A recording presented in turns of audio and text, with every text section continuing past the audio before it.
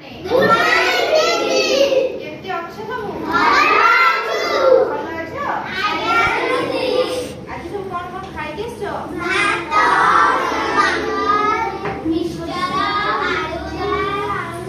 ସମସ୍ତେ ଖାଇକି ତାହେଲେ ଆସିଛ ନାଇଁ? ତାହେଲେ ଆଜି ଆମେ କଣ ଜାଣିବା ଜାଣିଛ? ଆଜି ଆମେ କ୍ଷୀର ବିଷୟରେ ଜାଣିବା। କ୍ଷୀର ପିଉଛ? ସମସ୍ତେ କ୍ଷୀର ପିଉଛ? କ୍ଷୀର କାହାର କାହାର ପସନ୍ଦ ନୁହଁ? ଦେଖିଆ ହାତ ଦେଖିଲ। ତମର କ୍ଷୀର ପସନ୍ଦ ନୁହଁ? କଣ ପାଇଁ? କ୍ଷୀରରେ କେତେ ପ୍ରୋଟିନ ଅଛି ଜାଣିଛ? କ୍ଷୀର ପିଇଲେ ବଳ ହବ, ଶକ୍ତି ହବ। ଶକ୍ତି ହେଲେ ସିନା ମାଡଳ କରିବ। ବୁଝିଲା? ତାହେଲେ ଆମେ ଆଜି କଣ ଜାଣିବା? କ୍ଷୀର ବିଷୟରେ ଜାଣିବା। କ୍ଷୀର କୋଉଠୁ କୋଉଠୁ ଆମେ ପାଇବା ଜାଣିଛ? କୋଉଠୁ କୋଉଠୁ ଆସେ?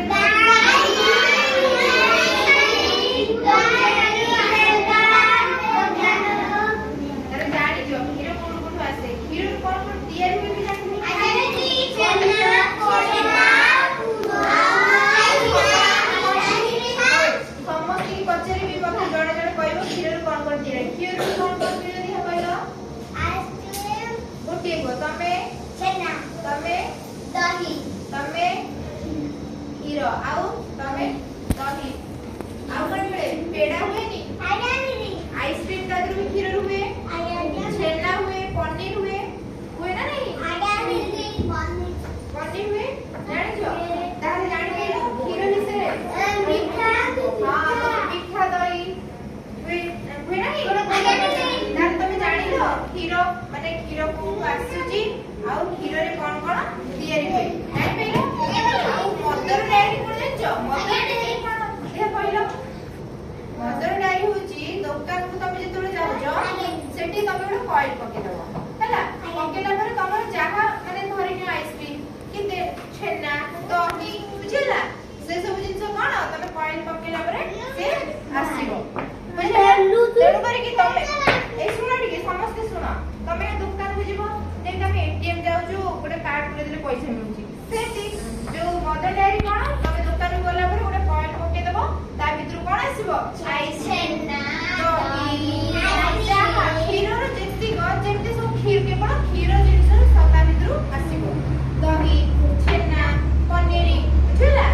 ତାହେଲେ ପିଲାମାନେ ଜାଣିପାରିଲ କ୍ଷୀର କୋଉଠୁ ଆସୁଛି? କ୍ଷୀରରେ କଣ କଣ ତିଆରି ହଉଛି? ବୁଝିପାରିଲ? ବୁଝିପାରିଲ ତ?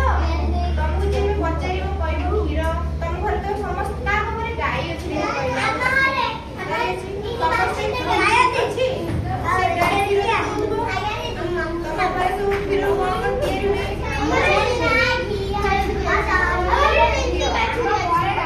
गठिया ତାହେଲେ କହିଲ ସେ କ୍ଷୀର ପିଇଲେ କ୍ଷୀରରେ କଣ ସବୁ ଅଛି ଜାଣିଛ?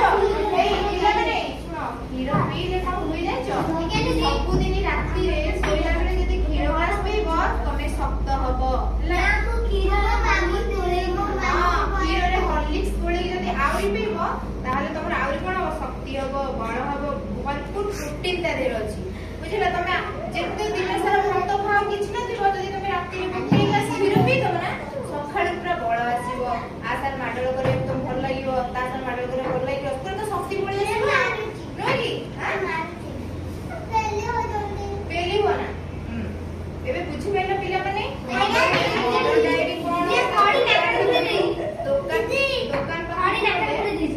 ପୁରେଇ ଦେଇଛୁ? ସେଟା ପୁରା ଖରା ଜିନିଷ ହେଲା। ଶୁଣ ମଦର ଡାଏରୀ କଣ ଏବେ ଜାଣିଲ? କ୍ଷୀର କୋଉଠୁ ଆସୁଛି? କ୍ଷୀର କୋଉଠୁ ମିଳୁଛି? ଆଉ ମଦର ଡାଏରୀ ଜାଣିଲ କଣ? ଆମେ କଏନ ପକେଇଲେ ତା ଦେହରୁ ଦହି ଛେନା କ୍ଷୀର ସବୁ ତା ଦେହରୁ ବାହାରିବ। ବୁଝିପାରିଲ? ଜାଣିପାରିଲ ପିଲାମାନେ? ଏବେ ସବୁଦିନ ତମେ କ୍ଷୀର ପିଇବ ନା ନାହିଁ? ଯାହା ଘରେ ଗାଈ ଅଛି ଦଉଛି କ୍ଷୀର ସବୁବେଳେ ମୋ ମାମା ଯାହା ହବ କହିବ ଆମକୁ କ୍ଷୀର ଦିଅ ପିଇବ।